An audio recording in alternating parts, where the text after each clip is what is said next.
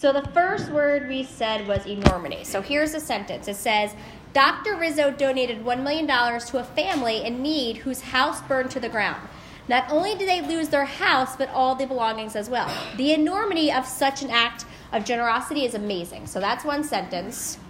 The second one says, Jessica's mother left her in charge of cleaning the 6-bedroom, 5-bath house while watching all 7 of her younger siblings. The enormity of the job was too much for her to handle. So what do you think it means? What did you say? Enormous. So when we talk about enormity, right, it means great in size or seriousness, right? So like this, we're actually saying like the first one, like the fact of $1 million, that's like great in size, right? Shh. And then this one is also like great in size because there's so much work to do. So now, some other examples would be, for example, like the enormity of the wilderness, right? So the size of the wilderness. Let's say you have this guy and he committed like 67 crimes in like 1 year. You could have the enormity of the crimes the man committed, or it could be the seriousness of the crimes, right? So it wasn't just like, like petty theft. It was like maybe domestic violence or burning down a house, right? So it could be the seriousness of the crime or the size of the crime. The enormity of the divorce rate in the U.S., so that's the size of the divorce rate. The enormity of not completing work in high school, then not being able to graduate. So the seriousness of that decision. So you need to write down the definition and an example. Does anybody have another example when we talk about enormity? What do you got? Yes. We're talking about spelling because, listen to me, you're a language arts student, so spelling is part of language arts. So if you look at the word, right, so this is what I'm thinking. I'm thinking some people might try to spell it like this. Oops, sorry. Let me go back. So I'm thinking some people will probably spell it like this, right? Enormity. I don't know. I think some might try it with an I. It's not an I. So you have to remember. So like one of the strategies you can remember is a word inside of a word, right? So do you guys know what norms are? No.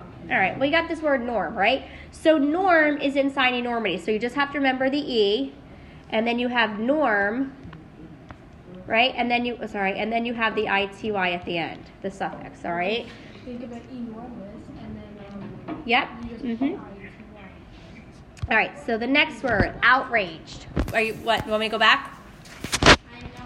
It says the migrant workers worked in the hot fields 15 hours a day with only a 30-minute lunch. Additionally, they were given only 8 hours of water for the entire day. The conditions outraged the workers. So if you had to fill in the word outrage with another word, what would it be? ferocity. Nope, it would be anger, right? So here's the deal, and I'll show you this clip in a minute. So it means it's a very strong feeling of anger or shock, right? So some examples might be when our governor wants to, and it is, increasing the minimum wage, a lot of small business workers were outraged because what they were saying is they can't sustain their small business paying a $15 an hour minimum wage. So that outraged workers. Another one is when Donald Trump became president. People were outraged in the sense that, number one, they were angry, but then people were also outraged in the sense that they were shocked. The class, let's say there was a class and they didn't have recess because only one student was disruptive, but the entire class was punished. So the rest of the class was outraged, right? So here's a little clip. So those of you who watch The Office, right? So there's a little clip where Dwight, so there's three characters. You have Michael and Jim, and then you have Dwight. So you're going to see how Dwight gets really outraged at the situation. What's up? So the next word, bedevil. Okay. So ever since I started playing tennis, I've been bedeviled by back pains. I have seen the doctor 5 times and I'm still in pain. So in this scene, I'm going to show you another scene. So Jim would bedevil Dwight by playing numerous pranks on him. So what did you guess bedeviled means? Like if somebody, and it came from my side of the story because the older brother was always bedeviling the younger brother. So Skip was always bedeviling Will. So what do you think bedevil, teasing? Annoying. So basically it means to cause trouble or torment or harass. So for example, but people can be bedeviled, but also non-human things can bedevil. So like in that first sentence, like it was the back pains that were bedeviling. So like right now, my son, they went snowboarding like 2 weeks ago, and whatever boots he had on, it caused him to get a blister. So now this blister has been bedeviling him for 2 weeks because every time he goes to take off his shoe, because now the blister like started bleeding and now it has a scab. So every time he takes off his sock, the sock is sticking to the scab, and then the scab comes off. And then he starts bleeding again, and then another scab forms. So this has been going on for like now 2 weeks. I'm like, well, put a Band-Aid on the thing for the love of God, right? So non-human things can be bedeviling also. So if you look at my examples, like let's say you're going to go on a picnic, and it's raining, right? So the outing was bedeviled by the rain, right? The president was bedeviled by allegations of corruption, or sometimes difficult homework can bedevil students, right? So in this particular scene, you're gonna see it's Jim, who always plays jokes on Dwight, is totally bedeviling Dwight. But as you watch this scene, look for, there's definitely at the very end, there's definitely another vocab word that is occurring in this. If you hear the word bedevil, it almost sounds like the definition, like someone's being a devil to you, someone's harassing you and tormenting you, just like a devil would. Yes. Indignation. This is a harder one. And this word is very similar to one of our previous vocab words, right? So it says, when recess was canceled due to a fist fight, the rest of the students responded with indignation. They stomped to the principal's office in search of justice, right?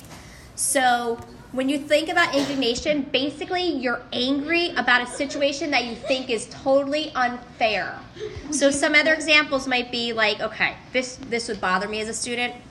Like, let's say, for example, you studied for 3 hours for this, like, test, right? Well, then you got a student who is cheating, gets a 100, and doesn't get caught. So you would have a feeling of indignation. You would totally feel, you'd be angry because this is not fair. You studied, this kid didn't study, you got 100, he got a 100, so it's not fair. Another example is, let's say you had a male boss, and the male boss decided to give all the male employees raises and not the female employees. So the female employees would have a sense of feeling of indignation, right? Another example, here's another example. So exactly. So when students work in a group, but only one person does all the work, but everyone gets the same grade. So let's say there's one person that's working really hard and the group gets an A. Well, that person who did all the work would totally feel indignation because he did all the work, but everyone's getting the same grade, right?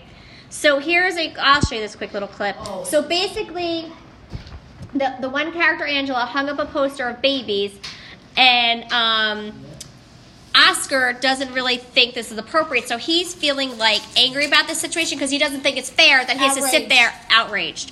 He shouldn't have to sit there and look at this like poster. So this is the disputed poster.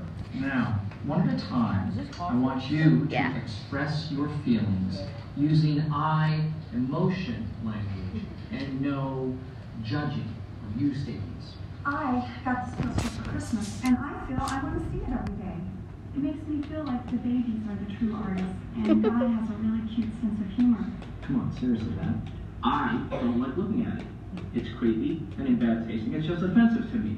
It makes me think of the horrible, frigid stage mothers who forced the babies into it. It's kitsch. It's the opposite of art.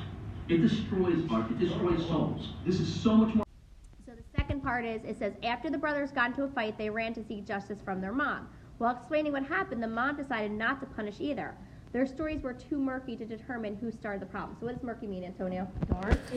Yeah, so it means dark, cloudy, and not clear. So you have to understand, it could literally mean dark and not clear and cloudy. So for example, like the water in the washing machine was murky. Like sometimes when you go to like certain like ponds, it's like brown. So you can't really see, so it's murky. But it could also mean a figurative sense. Like the directions were murky. The directions were not clear. So it can literally mean clear, but not so literally mean clear, right? What was? The man was murky. That wouldn't make sense, though. So like when you think of murky, like directions could be murky if someone's giving you directions. Fog-filled sky, a polluted body of water. So that's what we mean by murky. Just do that one? Oh, wait, no, that was No. Integrity. By citing all sources used in their argument of essays, the students showed integrity. It would be unfair to take credit for work the students did not do. That's like the opposite of So I'm not going to share this clip. It's too long. So when you're talking about somebody having integrity, it's the quality of being honest and doing what is morally right. So, for example, students who work hard, even when the teacher is not looking, that shows you have integrity. You're being honest. Not lying on a job application, returning an item you accidentally did not pay for. So that all shows integrity. So what else would be something getting yelled at the dad, and then Skip comes in, and Skip stood there transfixed, right? So when you're talking about transfixed, it means you are motionless. You cannot move because you're either amazed at something, or you're afraid of something, or you're surprised, or because of interest. Hold on. So let's say, for example, you go to a museum, and there is this giant statue that's like super duper duper cool, right? So, and you're almost like you're in amazement of it, and it's totally interesting. So you would stand there transfixed, right? But let's say you won the lottery. That would be an amazement one, while you're standing there transfixed. Or you see a ghost. That might be fearful. That's fake. Walking in your house and seeing a robber. That would be your fearful, right? So give me another situation that would cause you to be transfixed. Would paralyzed count as transfixed?